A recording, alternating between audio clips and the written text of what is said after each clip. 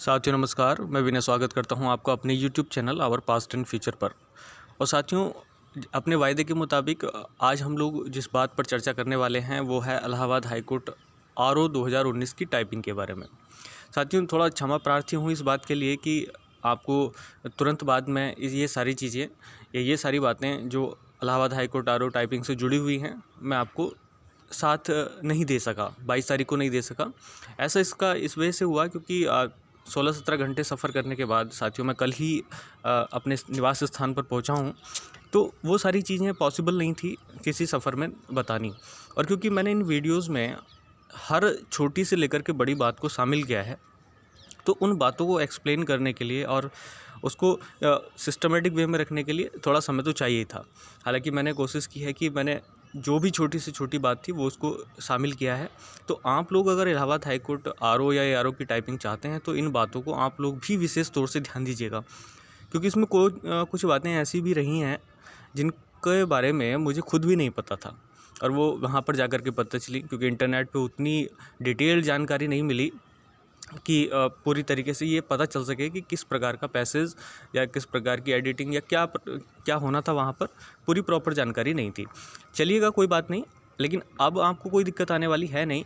मैं यहाँ पर हर चीज़ को शेयर करूँगा। और साथियों, जो लोग अभी हमारे चैनल से नहीं जुड़े हुए हैं वो लोग चैनल को सब्सक्राइब कर लें, बाकी लोग वीडियो को ध्यान से सुनें और एक एक बात को ध्यान से सुनना है आप लोगों को। और ये वीडियो क्योंकि मैं छोटी से छोटी बातें शेयर करूँगा तो थोड़ा लंबा भी हो सकता है, और लेकिन इसके साथ साथ ये वीडियोज़ हमारी 2 से 3 हो सकती हैं, ताकि मैं हर चीज़ को एक बारीकी के साथ आपके सामने पेश कर सकूं। तो चलिएगा, बिना किसी देर करके हम लोग यहाँ पे चल रहे हैं। तो साथियों, 22 तारीख को पेपर था और सेंटर वगैरह जो मेरा था एआईटी एंड मैनेजमेंट कॉलेज, ये झूंसी प्रयागराज, वहाँ पर था। और उस सारी प्रोसेस जिन प्रोसेस से मैं गुज़रा, या यूँ कह लीजिएगा कोई भी कैंडिडेट गुज़रा, वो सारी प्रोसेस मैं आपके सामने सिस्टमेटिक वे से बता रहा हूँ। तो पहले आप देखेंगे कि जो आपकी टाइपिंग तक की प्रोसेस थी उनमें आपको 4 चीज़ों से गुजरना था। मतलब जो मेन टाइपिंग आपकी होनी थी उससे पहले आपको 3 प्रोसेस और करनी थी, तो जिसमें आपको काफ़ी हद तक ये अनुमान हो जाता कि टाइपिंग हमारी किस स्टैंडर्ड पे होने वाली है और क्या-क्या चीज़ें हम टाइपिंग से जुड़ी हुई कर सकते हैं। तो आप देखिएगा, सबसे पहले टाइपिंग रजिस्ट्रेशन, जिसे आप लोग बायोमेट्रिक भी बोलते हैं। आपकी एंट्री के बाद, क्योंकि एंट्री में चेंजेस वेंजेस होते रहते हैं, उस सब छोटी बातों को मैं बाद में शेयर करूंगा, लेकिन आप लोग यहाँ से देखिएगा जहाँ पे आपका टाइपिंग रजिस्ट्रेशन होता है, या जिसे आप लोग बायोमेट्रिक कहते हैं। बायोमेट्रिक के बाद आपको आपकी सीट अलॉट हो जाती है। वहाँ पर आप लोग पैराग्राफ दे दिया जाता है प्रैक्टिस के लिए। तो सेकंड चीज़ ये थी। और प्रैक्टिस के बाद जो नेक्स्ट पेज होता है हमारे कंप्यूटर स्क्रीन पर, वो होता है इंस्ट्रक्शंस का। ये आपको ध्यान रखने की, जो पैराग्राफ प्रैक्टिस होती है वो पहले करा दी जाती है वहाँ पर, और उसके बाद इंस्ट्रक्शन आपको पढ़ने के लिए मिलते हैं, और इंस्ट्रक्शन मिलते हैं आपको मेन टाइपिंग से पहले। तो इस तरीके से 4 प्रोसेस आपको गुजरना पड़ेगा। और मैं आपको बता दूं यहाँ पर कि मैं अभी फ़िलहाल इस वीडियो में पहली 3 चीज़ों पर ही चर्चा करने वाला हूँ। टाइपिंग रजिस्ट्रेशन, बायोमेट्रिक और पैराग्राफ प्रैक्टिस और इंस्ट्रक्शंस कौन से थे। और जो मेन पैराग्राफ रहा वो भी मैं लेकर के आया हूँ, तो उस पैराग्राफ को भी मैं आपके सामने लेकर के आऊँगा, और उसमें क्या क्या चीज़ें थी, क्या क्या प्रोसेस हुई, वो मैं नेक्स्ट वीडियो में बताऊँगा। उसके लिए आपको साथियों वेट नहीं करना पड़ेगा, ये कल तक ही या शाम तक ही आप लोगों को मिल जाएगी, क्योंकि वो पैराग्राफ भी निकालना मेरे लिए ज़रूरी है। तो चलिएगा, मैं आपको बताता हूँ 1 बाय 1 करके कि क्या क्या प्रोसेस से वहाँ गुजारा गया या क्या क्या हुआ। तो सबसे पहले साथियों, आपकी चेकिंग वगैरह होने के बाद आपका सबसे पहला काम था बायोमेट्रिक का। और क्यों जल्दी एंट्री लेना ज़रूरी था, इस बात को भी मैं आपको जल्दी ही बताने वाला हूँ। Candidate has to go through a registration process. एक टाइप की एक रजिस्ट्रेशन प्रोसेस ही होती है, मतलब एक टाइप से यूँ कह लीजिएगा कि आपका एक रजिस्ट्रेशन ही होता है, जिसमें आपका आधार कार्ड भी लिंक होता है और बाकी सारी डिटेल आपकी वहीं पर ऑलरेडी भरी हुई थी। आपका दोबारा से फ़ोटो और जो लेफ़्ट हैंड का थंब स्कैन है वो किया जाता है। दूसरा पॉइंट यही है, your photo and left hand thumb is also taken and it is matched with your unique ID. तो जो आपका आधार कार्ड होता है उसी से मैच वगैरह वो कर लेते हैं। और उसके बाद एक नया नंबर जनरेट होता है। आप देखेंगे कि आपको कंप्यूटर का जो लैब में कंप्यूटर सिस्टम नंबर है वो अलॉट कर दिया जाता है। वो कोई सिस्टमेटिक वे से नहीं होता, वहीं पर जनरेट होता है संख्या के हिसाब से। तो वो जनरेट होता रहता है और वो नंबर आपको दे दिया जाता है, और वो जनरेट होने के बाद आपको सीट भी अलॉट कर दी जाती है और आप अपनी सीट पर बैठ जाते हैं। तो पहली प्रोसेस तो यही है कि आप अपना रजिस्ट्रेशन करा करके आप कंफर्म तरीके से अपनी सीट को ले लें। और इसके दौरान जो छोटी मोटी बातें हुई हैं साथियों, मैं अभी बता रहा हूँ कि उसको मैं अलग से बताऊँगा कि कैसी व्यवस्था रही वहाँ पर, क्या सिस्टम होता था, क्या चैलेंजेस आ सकते हैं, तो वो चीज़ें हम बाद में सीखेंगे। तो टाइपिंग रजिस्ट्रेशन तो नॉर्मली है, ये तो लगभग अलग एग्ज़ाम्स में भी किया जाता है, यहाँ पे कोई ऐसी बड़ी बात नहीं थी। अब आपको पैराग्राफ प्रैक्टिस के बारे में थोड़ी सी मैं बात बताता हूँ, और इंस्ट्रक्शंस साथियों विशेष तौर से आप लोग ध्यान से देखें, क्योंकि बहुत चीज़ें चेंजेस थी, जैसे कि जानकारी थी मुझे भी उसके हिसाब से। तो same as the main paragraph is given for practice. आपको पहली बात तो यही है कि लगभग सेम ही पैराग्राफ दिया जाता है आपकी ऑन स्क्रीन। वहाँ पर स्क्रीन पर आप देख करके पैराग्राफ को टाइप कर सकते हैं। You can practice unless the actual time starts. ये दूसरी इम्पोर्टेंट बात है। जैसे कि आप समझते हैं कि 5 मिनट का प्रैक्टिस का टाइम मिलता है, 10 मिनट का मिलता है, तो साथियों ऐसा कुछ नहीं है। आप जब बायोमेट्रिक करा करके आते हैं तो आपको ऑन स्क्रीन एक पेज खुला हुआ मिलता है। वहाँ पर आप लॉगिन तो खैर बाद में भी करा सकते हैं वो, लेकिन टाइपिंग के लिए प्रैक्टिस सेट आप प्रैक्टिस पेपर वो आपका ओपन हो जाएगा। तो आप उसको तब तक टाइप करते रह सकते हैं जब तक कि आपका एक्चुअल टाइम स्टार्ट नहीं होता। एक्चुअल टाइम का मतलब वो बता देंगे आपको। जैसे टाइमिंग हमारा दे रखा था कि 11 बजे गेट क्लोज़ हो जाएगा, तो कुछ समय के प्रोसेस के बाद जब उनका लगभग बायोमेट्रिक होने लगा तो उन्होंने बताया कि आपकी जो टाइपिंग प्रोसेस है वो 11:30 बजे स्टार्ट होगी।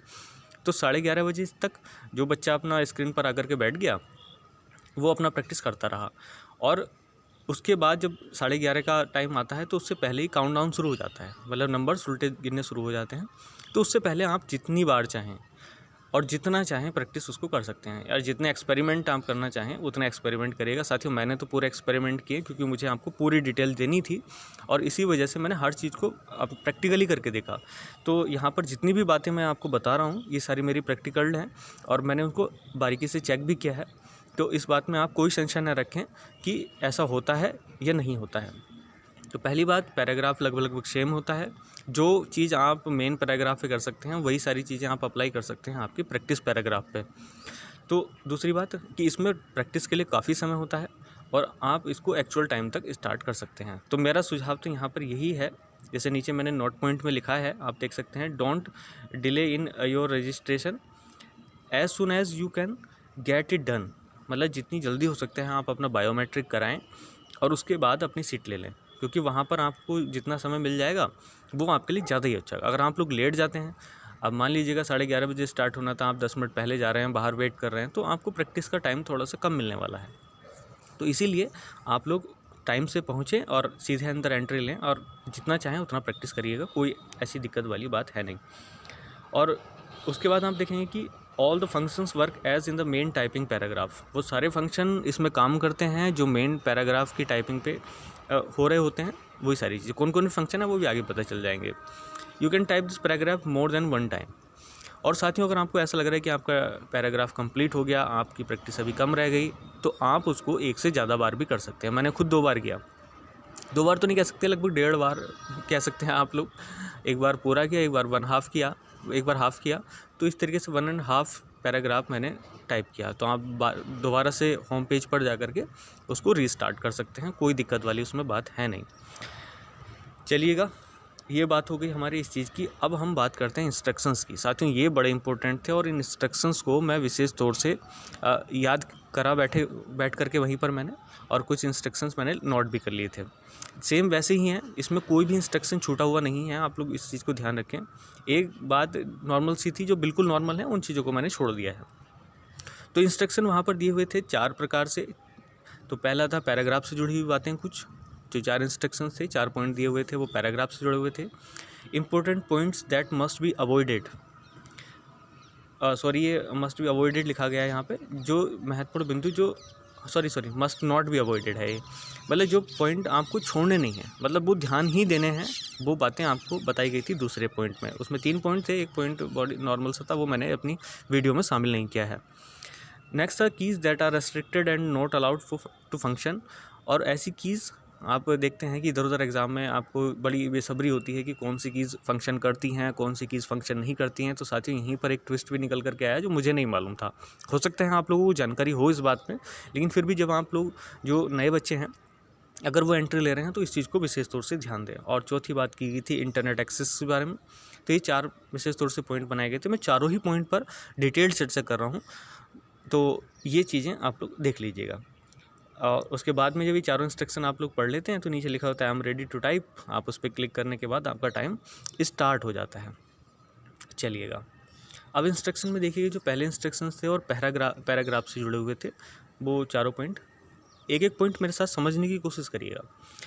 There are only 15 minutes for typing the paragraph. अब आप देखेंगे ये बात तो यहीं से कंफर्म थी और क्लियर थी कि आपको एक पैराग्राफ मिलेगा और पैराग्राफ कितने मिनट में आपको कंप्लीट करना है, ये सारी डिटेल आपके एडमिट कार्ड पर लिखी हुई थी। तो 15 मिनट पैराग्राफ के लिए मिली हुई थी। आप 15 मिनट में उस पैराग्राफ को एज इट इज़ आपको छापना था। और दूसरी बात मैं ये बता दूं, अभी मैं पैराग्राफ से जुड़ी कोई भी बात आपके साथ शेयर नहीं कर रहा हूँ, क्योंकि पैराग्राफ जब भी आएगा तो उससे जुड़ी हुई बातें हम लोग एक बार अगली वीडियो में डिटेल से के साथ ये सारी चीज़ें मैं उसमें ऐड कर दूंगा, आप टेंशन ना लीजिएगा। तो पहले आप लोग इंस्ट्रक्शन समझ लें एक बार, तो वो चीज़ें ज़्यादा इम्पोर्टेंट है। तो 15 मिनट आपकी टाइपिंग के लिए। दूसरी बात, matter will be on screen. ऐसा नहीं है कि मैटर आपको ऑफ स्क्रीन दिया जा रहा है, तो ऑन स्क्रीन ही आपको मैटर मिलने वाला है, कंप्यूटर पे ही आपके। And you are to make the exact copy of the given paragraph. ये आपको सेम प्रोसेस उसमें दी जाती है कि मतलब आपको ऐसे का ऐसे ही ये फ़ॉन्ट लेना है, मतलब करना है। Layout for English is standard and font is times new Roman. साथियों, ये बात आपके लिए थोड़ी सी देखने वाली बात है कि जब भी आपका पैराग्राफ वहाँ पे दिया जाएगा तो किसी न किसी फ़ॉन्ट में होगा। इंग्लिश का लेआउट तो स्टैंडर्ड ही चलता है, लेकिन जो फ़ॉन्ट है वो टाइम्स न्यू रोमन्स है। तो आप लोग अपनी जब कंप्यूटर पे जाएं तो आप लोग देखेंगे कि वहाँ MS वर्ड में साइड में एक फ़ॉन्ट का ऑप्शन होता है। तो वहाँ पर जाकर के आप लोग ये देख लें कि वो फ़ॉन्ट, जैसे एरियल ब्लैक में लिखा होता है, ये कैलिबरी में लिखा हुआ है आपके सामने, कैलिबरी फ़ॉन्ट में। तो आप उस चीज़ को वहाँ पर देख लें कि उनका लिखने का स्टाइल कैसा है, वही फ़ॉन्ट होता है। तो आप लोग लिखने का स्टाइल देख लीजिएगा। तो उसमें थोड़ी सी प्रॉब्लम भी आ रही थी, ये बात मैं आपको कल बताऊंगा जब नई वीडियो आएगी पैराग्राफ से जुड़ी हुई। तो लेकिन फिर भी आपको इससे डरने की कोई आवश्यकता नहीं है, क्योंकि रहेगा तो इंग्लिश में मैटर, बस उसको लिखने का थोड़ा सा ढंग बदलता है। तो कई बार प्रॉपरली सीन हो पाता भी है, नहीं भी हो पाता है, तो आप वो चीज़ का थोड़ा सा ध्यान रखें। Next, description can be edited in time. साथियों, ये सबसे ज़्यादा इम्पोर्टेंट पॉइंट था। इम्पोर्टेंट पॉइंट इसलिए ज़्यादा ये था क्योंकि आप अपने मैटर को जब अगर टाइम से पहले कर लेते हैं, मान लीजिएगा 2 मिनट पहले, 3 मिनट, 15 मिनट, 15 मिनट पहले तो नहीं हो सकता, सॉरी 5 मिनट पहले, तो आप अपने डिस्क्रिप्शन जो आपने लिखा है, जो मैटर टाइप किया है, उसमें आप लोग चेंज कर सकते हैं। और चेंज करने के लिए आपको बहुत सारे ऑप्शन भी मिलेंगे। जैसे अब मुझे थोड़ा सा डाउट था, वो यहीं पर जाकर के एग्ज़ाम देने के बाद ही क्लियर हुआ कि हम लोग ऐसा भी कर सकते हैं। तो आप अपने उसको पैराग्राफ को एडिट कर सकते हैं किसी भी समय, कोई दिक्कत नहीं है, कहीं भी जा सकते हैं, कहीं से भी आ सकते हैं। दूसरे पॉइंट से इंस्ट्रक्शन दिए हुए थे, ये इंपॉर्टेंट पॉइंट से जो आपको छोड़ने ही नहीं थे, आपको ध्यान रखना था। क्योंकि जब भी आप नया पैराग्राफ बनाएंगे तो आपको क्या यूज़ करना है, एंटर की। तो ये तो आपको वहाँ पे लिखा हुआ बिल्कुल स्पेशली मिला था कि आप लोग एंटर की का यूज़ करेंगे और नए पैराग्राफ के लिए आपको यूज़ स्पेस बटन का नहीं करना है, क्योंकि स्पेस बटन से आप करते जाएंगे, बटन प्रेस करके, और उसके बाद एक नया पैराग्राफ बन जाएगा। तो आप उसको नहीं यूज़ करेंगे। उसमें साफ साफ लिखा हुआ था कि आपको यूज़ करना है तो एंटर की।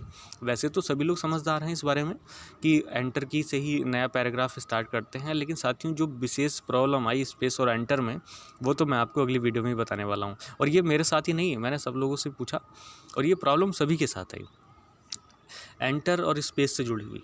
तो एंटर और स्पेस से जुड़ी हुई बातें मैं आपके पैराग्राफ में ही करूँगा। आप उसके अगली वीडियो का भी इंतज़ार करते रहिएगा साथ में, लेकिन ये पॉइंट आपको ध्यान रखने हैं। चलिएगा नेक्स्ट पॉइंट, ये जो कीज़ हैं ये आपको ध्यान रखनी है, जो मैंने लिखी हैं ये कीज़ काम नहीं करती, वहाँ फंक्शन नहीं करती। और अगर आपके लिए लिखा गया है तो आपको उसको छूना भी नहीं है। तो देख सकते आप, एस्केप है, उसका कोई मतलब ही नहीं होता टाइपिंग में। फंक्शन कीज़ हैं F1 और से लेकर के F12 तक। विंडो कीज़ हैं लेफ़्ट और राइट। साथियों, अगर कोई प्रॉब्लम आती है किसी प्रकार की तो आप लोग वैसे तो इंटरनेट पर सर्च कर सकते हैं, आपके पास कीबोर्ड होगा और ये सारी कीज़ के बारे में आप लोग जानते भी होंगे। और अगर किसी वजह से दिक्कत होती है तो आप लोग शेयर कर सकते हैं। क्योंकि एक वीडियो मैं ऐसी भी बनाने वाला हूँ जिसमें सारे कमेंट में इकट्ठे कर करके जो डाउट्स बच्चों को हैं वो मैं शॉर्ट आउट करने की कोशिश करूँगा, लेकिन पहले मैं अपनी बात को पूरा रख दूँ तो तब तक आपको वेट ही करना पड़ेगा। इसमें विंडोज़ की हो गई, टैब का बटन हो गया, ये आप यूज़ नहीं कर सकते। डिलीट है, एंड है, पेज अप है, पेज डाउन है, इंसर्ट है और होम स्क्रॉल, ये 10 बटन दे रखे थे साथियों वहाँ पर जो आप यूज़ नहीं कर सकते हैं। तो पहली बात तो ये हुई। और दूसरी बात, नोट पॉइंट मैंने साथियों स्पेशली इसलिए बनाया है क्योंकि आप शायद आपको जान करके ये अजीब लगेगा, क्योंकि मुझे खुद ऐसा विश्वास नहीं था कि वहाँ पर कैप्स लॉक और एरो कीज़ ये वर्क करते हैं। एरो कीज़ से आपने देखेंगे वो ऊपर नीचे दाएं बाएं ले जाने के लिए एरो बने हुए कीज़ होते हैं, वो 4 होते हैं, तो आप उससे कहीं भी पैराग्राफ में जा सकते हैं और कहीं भी एडिट कर सकते हैं, तो वो आपके लिए बंद नहीं होगा। जैसे पहले मुझे लगता था कि शायद वो पूरा ही साफ़ करके तब पीछे जाना होगा, ऐसा कुछ नहीं है। तो आप अपने पैराग्राफ में कहीं भी एरो कीज़ से जा सकते हैं, आपको पूरा मैटर साफ़ करने की कोई आवश्यकता नहीं है। और ऊपर से आप देखें कैप्स लॉक, साथियों कैप्स लॉक वर्क करता है वहाँ पे।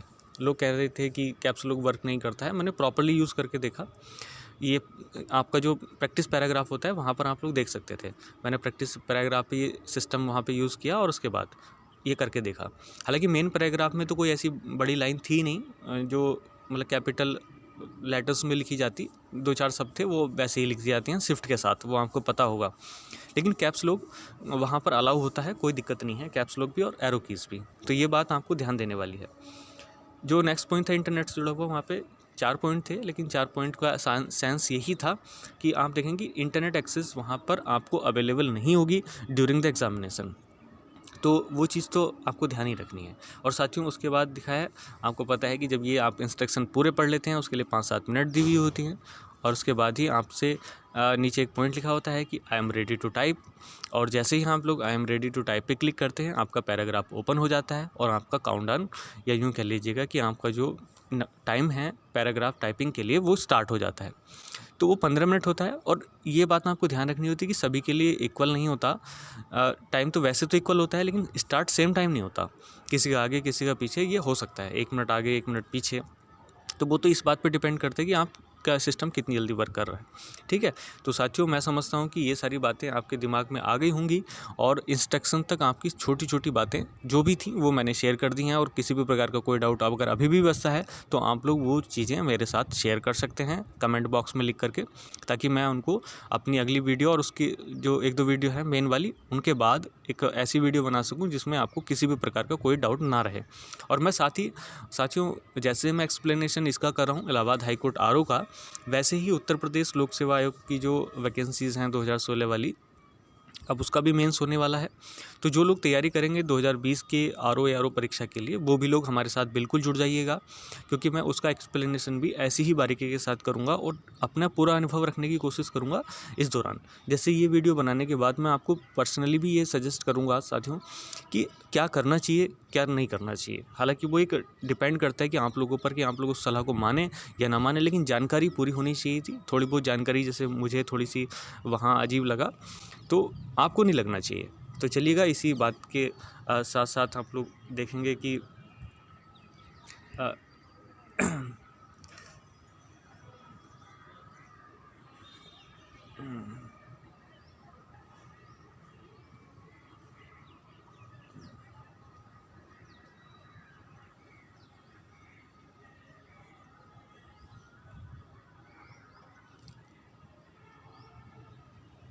कि हम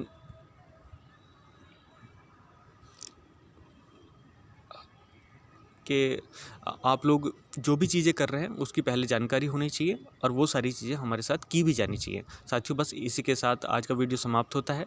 आप लोग अपना ध्यान रखिएगा। जय हिंद।